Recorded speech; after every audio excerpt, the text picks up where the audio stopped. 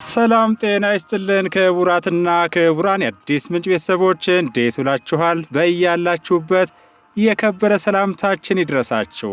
ግንቦት 25 ቀን 2017 ነው። ሁን የደረሱንን ሰበር መረጃዎችና የዕለቱን አበይ ዜናዎች ቀጥሎ እናቀርብላችኋለን። ከመረጃዎቹ ጋር አብሬያችሁ ቆይታ የማደርገው የእናንተው ውብሸት ታየ ነኝ። ክቡራትና ክቡራን እንደተለመደው ላይክ እና ሼር እያደረጋችሁ መረጃዎቻችን ለብዙዎች እንዲደርሱ እንድታደርጉ በታላቅ አክብሮትና ፍቅር እንጠይቃለን። ወደ ሰበር መረጃዎቻችን ስንሸጋገር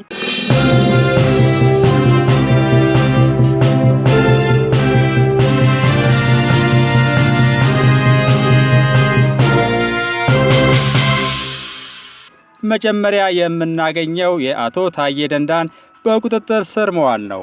የቀድሞ የሰላም ሚኒስትር ዴታ የነበሩትና ያለመከሰስ መብታቸው ተነስቶ በቁጥጥር ስር ከዋሉ በኋላ በተመሰረተባቸው ክስ በፌዴራል ከፍተኛ ፍርድ ቤት በመዝገብ ቁጥር 321683 ሐምሌ 30 ቀን 2016 በዋለው ችሎት ቀርቦባቸው በነበረው ሁለት ክሶች መከላከል ሳያስፈልጋቸው በነጻ የተሰናበቱት አቶ ታዬ ደንዳ በህገወጥ የጦር መሳሪያ መያዝ ወንጀል እንዲከላከሉ ተብለው የመከላከያ ማስረጃዎቻቸውን በዋስ በመሆን እያሰሙ በቀጠሮ ላይ ቢቆዩም ብይኑ በዛሬው ዕለት በመሻሩ በቁጥጥር ስር ውለዋል። ይህ የሆነው አቃቤ ሕግ አቶ ታዬ ደንዳ ነጻ በተባሉባቸው ሁለት ክሶች የከፍተኛው ፍርድ ቤት የሰጠውን ውሳኔ በመቃወም ይግባኝ በመጠየቅ በፌዴራል ጠቅላይ ፍርድ ቤት ሁለተኛ ወንጀል ይግባኝ ችሎት ሲከራከሩ ቆይተው ይግባኙ ተቀባይነት አግኝቶ አቶ ታዬ ደንዳ ለአቃቤ ሕግ ይግባኝ አቤቱታ ላይ መልስ እንዲሰጡ ከተደረገ በኋላ ግራ ቀኙን ሲያከራክር የቆየው የፌዴራል ጠቅላይ ፍርድ ቤት ሁለተኛ ወንጀል ይግባኝ ችሎት በዛሬው ዕለት ማለትም 25/9 ወር 2017 በዋለው ችሎት የከፍተኛ ፍርድ ቤት የሰጠውን በነጻ የማሰናበት ብይን በመሻር በወንጀለኛ መቅጫ ሕግ ስነ ስርዓት ቁጥር 142/1 መሰረት ነጻ የተባሉባቸውን ውሳኔዎች በመሻር ሊከላከሉ ይገባል በማለቱ ነው። በዚሁ መሰረት ከዚህ በፊት አቶ ታዬ ደንዳ በዋስ የተለቀቁት ሁለቱ ክሶች በከፍተኛ ፍርድ ቤቱ ነጻ በመባላቸው ስለሆነ አሁን ግን የከፍተኛው ፍርድ ቤት ውሳኔ የተሻረ በመሆኑ የዋስትና መብታቸው ቀሪ በመሆኑ በዛሬው ዕለት በቁጥጥር ስር መዋላቸውን ለማረጋገጥ ተችሏል። በእገታና ዘረፋ ወንጀል ላይ ተሰማርተው የነበሩ የጽንፈኛው ፋኖ አባላት በቁጥጥር ስር መዋላቸውን ከባህር ዳር ከተማ አስተዳደር ዳግማዊ ምኒልክ ክፍለ ከተማ ያገኘነው ሰበር መረጃ አመልክቷል። በዚሁ ክፍለ ከተማ በእገታና ዘረፋ ወንጀል ላይ ተሰማርተው ህዝብን ሲዘርፉ የነበሩ የጽንፈኛ አባሉ ተላላኪዎች በጀግናው የሰላም አስከባሪ ሚሊሻ አባላት በቁጥጥር ስር የዋሉ መሆኑን ነው የባህር ዳር ከተማ አስተዳደር ሚሊሻ ቅርንጫፍ ጽሕፈት ቤት ያስታወቀው። በዳግማዊ ምኒልክ ክፍለ ከተማ በአዲስ አምባ ቀበሌ በኪዳነ ምህረት ቤተክርስቲያን አካባቢና ዱዱ ተብሎ በሚጠራው አካባቢ በተደጋጋሚ የእገታና የዘረፋ ወንጀል በመፈጸም ህዝብን ሲያስመርሩ የቆዩት እነዚሁ የጽንፈኛ ቡድን አባላት ህብረተሰቡ ባደረገው ጥቆማና የሚሊሻ ሰላም አስከባሪው ባደረገው ክትትል ሁለት ግለሰቦችን በባጃጅ አግቶ በመሄድ ላይ እያሉ መንታ ተራራ ተብሎ በሚጠራ አካባቢ በቁጥጥር ስር መዋላቸውን የዞኑ ሚሊሻ ቅርንጫፍ ጽሕፈት ቤት የሰጠው መግለጫ ያረጋግጣል። ሰባተኛውን ሀገራዊ ምርጫ ለማካሄድ የዝግጅት ስራዎች መጀመራቸውን የኢትዮጵያ ብሔራዊ ምርጫ ቦርድ አስታውቋል። የኢትዮጵያ ብሔራዊ ምርጫ ቦርድ ሰብሳቢ ሜላተወርቅ ኃይሉ የቀጣዩን ሀገራዊ ምርጫ ዝግጅትና ተያያዥ ጉዳዮች አስመልክቶ በዛሬው ዕለት በሰጡት መግለጫ ነው ይህንን የገለጹት። በመግለጫቸውም ዝግጅቱ እየተከናወነ ያለው በ2018 ዓ.ም የሚካሄደውን ሀገራዊ ምርጫ መሰረት አድርጎ ነው ብለዋል። ምርጫ ቦርድ ለሰባተኛው ሀገራዊ ምርጫ ባካሄደው ጥናት የ5 ዓመት ስትራቴጂያዊ ፕላን ማዘጋጀቱንም አስታውቀዋል። ለቀጣዩ ምርጫ ግብዓት የሚሆኑ ተሞክሮችንና ሊሻሻሉ የሚገባቸውን ጉዳዮች የመከረባቸው ሲሆን እነዚሁ ከባለድርሻ አካላት ጋር የተካሄዱ ውይይቶች ጠቃሚ መሆናቸውንም ጠቅሰዋል።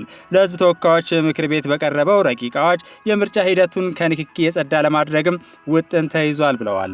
ምርጫ ጣቢያዎችን በአግባቡ መለየትና መቆጣጠር የሚያስችል ስራ እየተሰራ መሆኑን ጠቅሰው በተለያዩ ክልሎች ወደ 12000 የሚሆኑ ምርጫ ጣቢያዎችን የማጣራት ስራ መከናወኑን ተናግረዋል። የምርጫ ጣቢያ አስፈጻሚዎች ፈተና በኦንላይን እንደሚሰጥ የገለጹት ሰብሳቢዋ በምርጫ ወቅት እያንዳንዱን ባለሙያ እንቅስቃሴ የሚያመላክት ኦፕሬሽናል ማኑዋል መዘጋጀቱንም ገልጸዋል።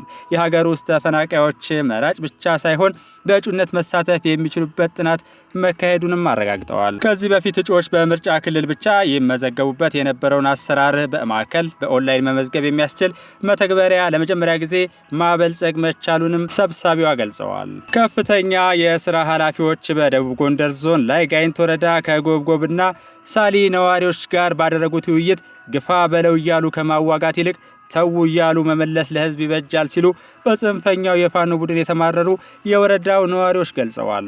በውይይቱ የአማራ ክልል ብልጽግና ፓርቲ ቅርንጫፍ ጽህፈት ቤት ኃላፊ የሆኑት አቶ ይርጋ ሲሳይ፣ የአማራ ክልል ምክር ቤት ምክትል አፈ ጉባኤና ሌሎች ከፍተኛ ኃላፊዎች የተገኙ ሲሆን የ303ኛ ኮር አዛዥ የሆኑት ብርጋዴር ጄኔራል ተሾመ ይመርን ጨምሮ ሌሎች ኃላፊዎችም በውይይቱ ላይ ተገኝተው ሀሳባቸውን አጋርተዋል።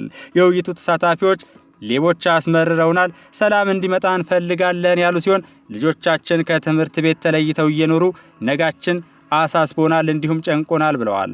ህግ ይከበርልን፣ በቀያችን በሰላም እንድንኖር ሰላም ይስፈን፣ እኛም ለሰላም አስተዋጽኦ እናደርጋለን ብለዋል። ግፋ በለው እያሉ ከማዋጋት ይልቅ ተው እያሉ መመለስና ሰላምን ማምጣት ለህዝብ እንደሚበጅም ተናግረዋል። ግጭትና ጦርነት ለህዝብ እንደማይጠቅም የገለጹ ሲሆን መምከር፣ መዘከር እንዲሁም ህዝብን መመለስ ይጠበቅብናል ተብሏል። ከዚህ በላይ ልጆቻችን ሳይማሩ እንዲኖሩ አንፈቅድም፣ የውጭ ጠላት ሳይመጣ በራሳችን ልጆች መሰቃየት የለብንም ሲሉም በምሬት አንስተዋል። ልጆቻችን ለ2 ዓመታት ከትምህርት ገበታ በማራቅ ከዚህ በላይ ሊደርስብን የሚችል ጥቃት ከቶንም የለም ብለዋል። ሰው በተወለደበት ሀገር ተሰቃይቶ መኖር የለበትም። በታሪካችን ማየት የማንፈልገውን ነገር በማየታችን አፍረናል፣ አንገታችንን ደፍተናል፣ ይበቃናል። ስሞት አፈር ስሆን እያለ የሚያበላው ደግ ህዝብ በግድ ገንዘብ አምጡ እየተባለ በገዛ ልጆቹ እየተሰቃየ ነው ብለዋል። የሚያሳፍር ድርጊት እየፈጸሙ መኖር አይገባም፣ ተው ብሎ መመለስ ይገባል ነው ያሉት። ትልቁ ዳኝነት ያለው ከህዝብ ነው ያሉት ተሳታፊዎች ህዝብ ከመከረና ከዘከረ ሰላም እንደሚመጣም ገልጸዋል። መንግስትም ለህዝብ ፍትህ መስጠትና ማገልገል አለበት ብለዋል። መንግስትን አሁን የምንጠይቀው ሰላምን እንዲያረጋግጥና መኖር እንድንችል እንዲያደርግ ብቻ ነው። ሌላውን ጥያቄ ቆይተን እንጠይቃለን ብለዋል። በጫካ የገቡ ወገኖችን እየመከርን ሰላምን እንዲቀበሉ እንሰራለን። መንግስት ያቀረበውን የሰላም አማራጭ መቀበል የግድ መሆኑን አስምረውበታል። የ303ኛ ኮር አዛዥ የሆኑት ብርጋዴር ጄኔራል ተሾመ ይመር በጥቂት ቡድኖች የአማራ ህዝብ በታሪኩ አይቶት የማያውቀው መጤ ባህል ተሸክሟል ብለዋል። የራሱ ልጆች አንገቱን አስደፍተውታል፣ መከራው እንዲበዛ አድርገውታል። ይህ ደግና ኩሩ ህዝብ ሊበቃው ይገባል ብለዋል። የጠላቶችን ሐሳብ የሚሸከሙ ከአብራኩ የወጡ ልጆቹ ህዝቡን ጎርተውታል ነው ያሉት። ተቋማቱ እየተዘረፉ ነው፣ ልጆቹ ትምህርት ቤት አይሄዱም፣ ብዙ ነገር እያጣ ነውም ብለዋል። ጽንፈኛው ኃይል ከእናንተ በላይ አይደለም ያሉት አዛዡ አናበላህም አናጠጣህም ብትሉ ዘረፋ የአማራ ባህል አይደለም፣ ልጆቻችን መማር አለባችሁ ብላችሁ ሰልፍ ብትወጡ ለሰላም ይገባል ብለዋል። ከዚህ በላይ ስቃይ ይበቃል፣ የትውልድ ክፍተት መፈጠር የለበትም ብላችሁ በቃ በሉ ነው ያሉት ኃላፊው። የሃይማኖት አባቶችና የሀገር ሽማግሌዎች ያላቸውን ተሰሚነት ተጠቅመው ታጣቂዎች ለሰላም እንዲገቡ እንዲመክሩም አሳስበዋል። ህዝብ ከዚህ በላይ አንገት እንዳይደፋ የሰላም አማራጭ የማይጠቀሙትን አሳልፋችሁ ስጡ ነው ያሉት። ውይይቱን አስመልክቶ ከደረሰን ተንቀሳቃሽ ምስል ማለትም ቪዲዮ ቀጣዩን አጠር አድርገን አቅርበነዋል። ተከታትለን እንመለስ። ትኩስ እንጀራውን እየበላ የታጠቀውን ኃይል ብቻ ጋፍቶ እያለቀ እየተላለቀ ዚኩሩ አይዞ በለው የሚል ሞልቷል። እኔም ከሆንኩ አንዱ አንተ አይደለ በሉኝ እዚህ ላይ አዎ እናጋልጥ። እኔም ልጋለጥ ካለ ሸፍነን ይዘን ነው እንጂ የትም አይደርስም ነበር። ማታ ስንቅ እያቀበልን ነው እንጂ የትም አይደርስም ነበር። ስለዚህ እነዚህ እንደዚህ ሰው መጎተት ለመንግስት ምኑም አይደለም፣ ለእነሱ ህይወት ግን መታደግ ነው። ልጆቻችን ከሞት እናድናቸው። ከኛም ከናንተም ተብሎ ሰላም ይንጣልንና ልማት ፈላጊ ነን። ልማቱ ይስተካከልልን። የተቋረጡት ስራዎች መጓተት ሳይሆን ቅድሚያ ይሰጥልን። ኩሩና መመቻችን መከላከያ ሰራዊታችን እንደተባለው ድንበር ጠባቂ ነው። ድንበር ጠባቂ ነው።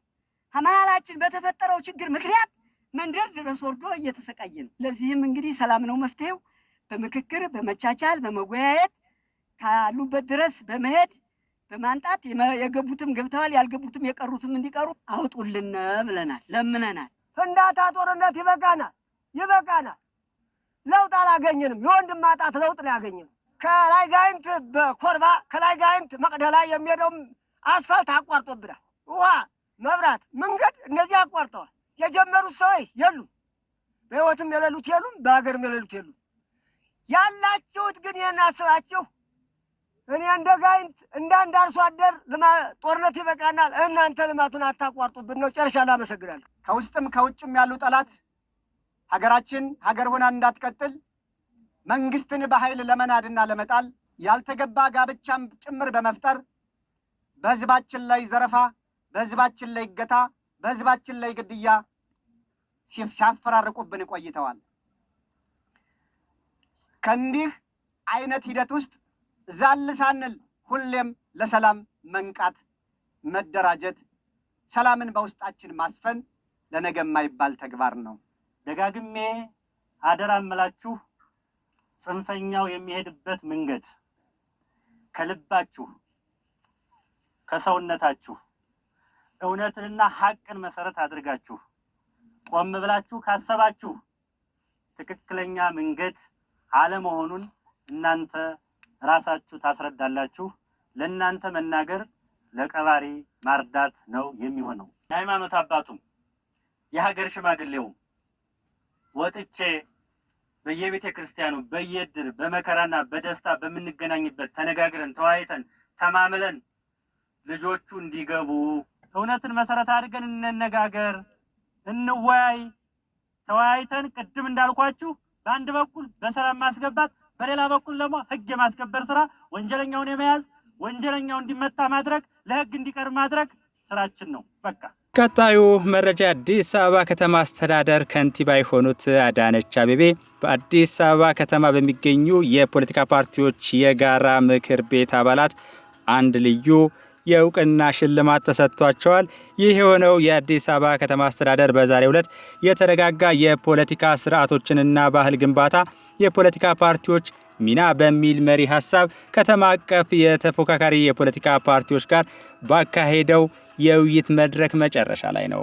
በመድረኩ የአዲስ አበባ ከተማ አስተዳደር ከንቲባ አዳነች አቤቤ እንዲሁም የመስተዳድሩ ከፍተኛ ኃላፊዎች፣ የአዲስ አበባ ከተማ ፖለቲካ ፓርቲዎች የጋራ ምክር ቤት ሰብሳቢ አዲስ መሐመድና የተፎካካሪ ፓርቲ አመራሮች ተገኝተዋል። በዚህ ወቅት ከንቲባ አዳነች አቤቤ እንዳሉት መንግስት የፖለቲካ ምህዳሩን ለማስፋት በርካታ ተግባራትን አከናውኗል ያሉ ሲሆን በዚህም አስተዳደሩ የተፎካካሪ የፖለቲካ ፓርቲዎች አመራሮች በአስተዳደሩ ካቢኔ ውስጥ በማካተት እየሰራ መሆኑን ጠቅሰው ይህም እንደ ሀገር በጋራ ጉዳዮች ላይ ሁሉም የበኩሉን እንዲወጣ የሚያስችል መሆኑን ጠቁመዋል። ከተማ አስተዳደሩ በቀጣይ በጋራ መስራት በሚቻልባቸው ጉዳዮች ላይ አብሮ ለመስራት ዝግጁ መሆኑንም አረጋግጠዋል። የአዲስ አበባ የፖለቲካ ፓርቲዎች የጋራ ምክር ቤት ሰብሳቢ የሆኑት አዲስ መሐመድ በበኩላቸው አስተዳደሩ ዜጎችን ተጠቃሚ ለማድረግ እያከናወናቸው ያሉ ስራዎች አበረታች መሆናቸውን ገልጸው የተፎካካሪ ፓርቲዎች በመዲናዋ እየተከናወኑ ባሉ የልማት ስራዎች ላይ ተሳትፏቸውን እንደሚያጠናክሩ ገልጸዋል። ከውይይቱ በኋላ የአዲስ አበባ ከተማ አስተዳደር የፖለቲካ ፓርቲዎች የጋራ ምክር ቤት ከንቲባ አዳነች አቤቤ ለከተማዋ እድገት እየሰጡ ላሉት በሳል አመራር እውቅና ሰጥቷል።